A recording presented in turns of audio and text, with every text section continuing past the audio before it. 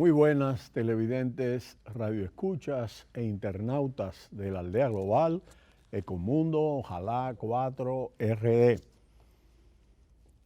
Estamos pasando revista en Ecomundo algunos de los aspectos más relevantes de esta 74ª reunión de las Naciones Unidas que se está desarrollando en la ciudad de Nueva York.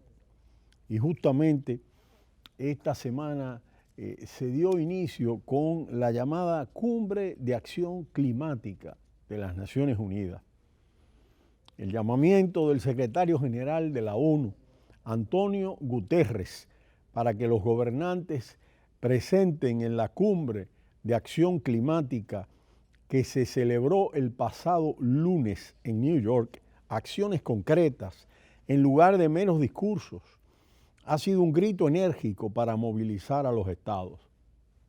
Únicamente, dice, si los países, empezando por los más poderosos, asumen su responsabilidad y sellan compromisos con políticas eficaces y coordinadas, se podrá frenar la emergencia climática, un desafío que debería encabezar la agenda de los líderes mundiales. La sede de la Organización de las Naciones Unidas en New York acogió el pasado lunes la llamada Cumbre de Acción Climática. Esta cita, convocada por el secretario general en mayo del 2016, es una reunión en la que participaron alrededor de 6 decenas de mandatarios, además de representantes de grandes compañías y de ciudades comprometidas con la lucha climática, y busca tener un elemento sobre todo político, no en sí de negociación, aunque se lograron algunos objetivos importantes. Los principales presidentes y primeros ministros de la Unión Europea han estado presentes en primera fila, además del de la India. También estuvieron representados, aunque no está previsto que por sus máximos mandatarios, China y Rusia.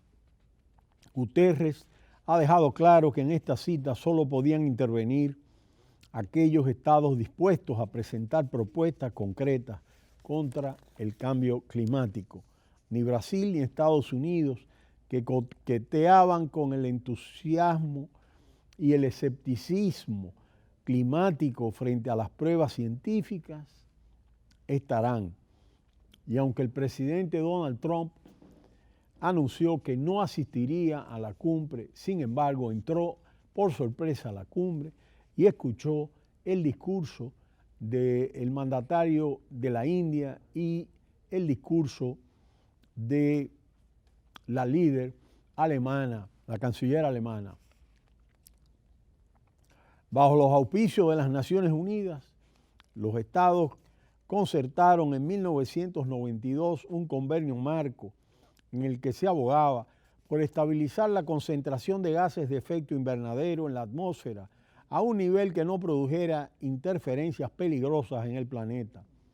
Un cuarto de siglo después, la situación se ha agravado de forma alarmante y los efectos pueden ser irreversibles si no se adoptan medidas rápidas, profundas e innovadoras. La cita de New York comienza con la vista puesta en los acuerdos adoptados en París en el año 2015 y las evidencias que muestran de que los objetivos marcados entonces resultarán imposibles de cumplir si se mantiene el ritmo actual. La meta más ambiciosa es que en 2100 la temperatura del planeta aumente menos de 1,5 grados centígrados con respecto a los niveles preindustriales. Si no se aplican remedios contundentes, no se alcanzará este objetivo. A estas alturas del siglo, la temperatura ha subido ya aproximadamente 1 grado. Los últimos 4 años han sido los más calurosos y el pasado julio batió todos los récords. Frente a quienes relativizan los efectos del calentamiento global, existen certidumbres irrefutables. Los casquetes polares se derriten, los glaciales se extinguen, la capa de hielo de Groenlandia adelgaza y los fenómenos meteorológicos extremos se multiplican. La cumbre del clima ha servido para tomarle el pulso a los gobernantes, saber quiénes están a favor de impulsar acciones efectivas para reducir los gases de efecto invernadero y quienes reniegan del cambio climático. Es cada vez más clamoroso ver cómo el presidente estadounidense Donald Trump o el brasileño Jair Bolsonaro refutan sin rubor los informes científicos. Bolsonaro es y ha planteado un negativismo con relación a la emergencia climática. Radicalmente opuesta es la actitud de la presidenta electa de la Comisión Europea, Ursula von der Leyen, que ha situado la lucha contra el calentamiento global como uno de los pilares de su mandato, con la vista puesta en un pacto verde que permita prescindir de los combustibles fósiles, hacer posible en 2050 para hacer de Europa el primer continente climáticamente neutro. Pero la Unión Europea no ha conseguido tener una voz única, poniendo una vez más en evidencia su incapacidad para diseñar estrategias conjuntas ante la crisis climática. El bloqueo de Polonia, Hungría, Estonia y la República Checa revela hasta qué punto conviven sensibilidades dispares dentro de la Unión Europea. Si bien no se puede ocultar que tras este rechazo late un problema económico de fondo, cómo afrontar la descarbonización en países altamente dependientes de un combustible fósil que es la principal fuente emisora de gases contaminantes. Podría pensarse que en 3 décadas hay tiempo suficiente para afrontar con éxito el objetivo de 0 emisiones que quiere la ONU. Alcanzar una meta tan audaz requiere la puesta en marcha de transformaciones de calado en el ámbito del transporte, la energía o el consumo. El planeta no puede soportar el actual modelo de vida. El tiempo se acaba. Millones de jóvenes impulsados por un puñado de activistas saben que el problema no es futuro sino presente. Es esperanzador que frente a la parálisis de los líderes políticos sean los estudiantes quienes enarbolen la bandera verde en un movimiento que se extiende por los 5 continentes. De esto da una referencia concreta a los 5.000 actos convocados en 156 países, lo cual indiscutiblemente ha sido un tema de vital importancia. La lucha contra el cambio climático afecta a todos y requiere la acción de todos, gobiernos, instituciones, empresas, organizaciones civiles y ciudadanos. Se perciben ya cambios elocuentes de actitud.